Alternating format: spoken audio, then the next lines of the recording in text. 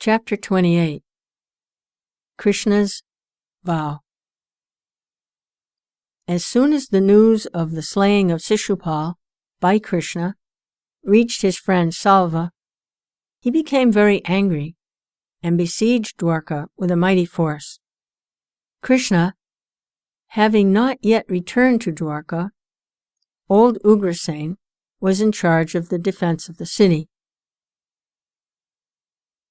The sieges described in the Mahabharata seem very much like those in wars of the present day. Dwarka was a strongly garrisoned fortress built on an island and well provided with means of defense. Ample barracks had been provided, and there was an abundant supply of food and weapons, and the garrison included many illustrious warriors. Ugrasen imposed a stringent ban upon drinking and amusements, generally for the period of the siege. All the bridges were demolished, and ships were forbid entry into the ports in the realm. Iron spikes were planted in the moats around the fortress, and the city walls kept in good repair. All entrances to the city were guarded with barbed wire, and permits and passwords strictly controlled ingress and egress. Thus, no arrangements were neglected that could further strengthen the city, which nature had already made impregnable. The pay of the soldiers was increased.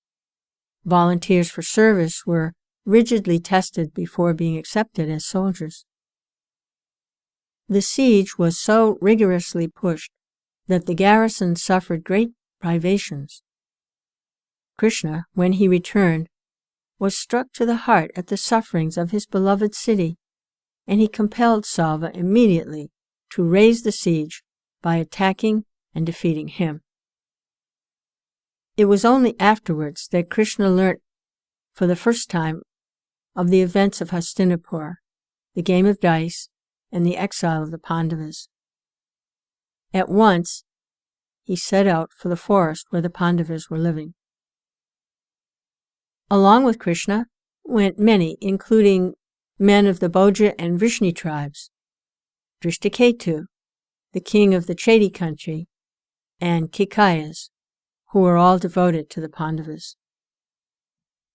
They were all filled with righteous indignation when they heard of Duryodhana's perfidy, and cried out that surely the earth would drink the blood of such wicked people. Draupadi approached Sri Krishna, and in a voice drowned in tears and broken with sobs, told the story of her wrongs. She said, "I was dragged to the assembly when I had but a single garment on my body. Sons of Dhritarashtra insulted me most outrageously and gloated over my agony. They thought that I had become their slave and accosted me and treated me as one. Even Bhishma and Dhritarashtra forgot my birth and breeding and my relationship to them. O Janardana, even my husbands did not protect me from the jeers and the ribald insults of those foul ruffians. Bhima's bodily strength and Arjuna's Gandiva bow were alike of no avail. Under such supreme provocation, even weaklings would have found strength and courage to strike the vile insulter dead. The Pandavas are renowned heroes, and yet Duryodhana lives. I, the daughter-in-law of the Emperor Pandu, was dragged by my hair. I, the wife of 5 heroes, was dishonored. O Madhusudana, even you had deserted me." She stood trembling, utterly unable to continue, for grief convulsed her.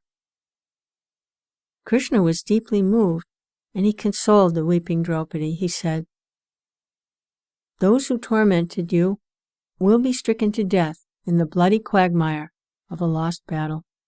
Wipe your eyes. I solemnly promise that your grievous wrongs shall be amply avenged. I shall help the Pandavas in every way. You will become an empress. The heavens may fall, the Himalayas may split in twain, the earth may crumble, or the boundless sea may dry up. But I tell you verily, my words shall stand. I swear this." And Krishna took a solemn vow before Draupadi. This vow, it will be seen, was in perfect accord with the purpose of the Lord's avatars, as declared in scriptures.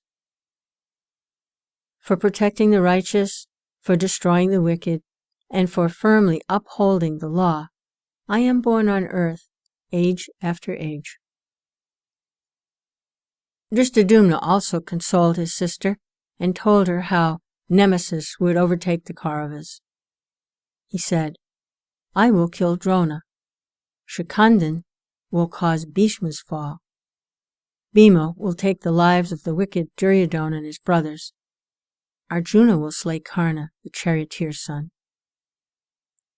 Sri Krishna said, "When this calamity befell you, I was in Dwarka. Had I been in Hastinapur, I would never have allowed this fraudulent game of dice to take place. Uninvited, I would have gone there and stirred up Drona, Kripa, and the other elders to a sense of duty.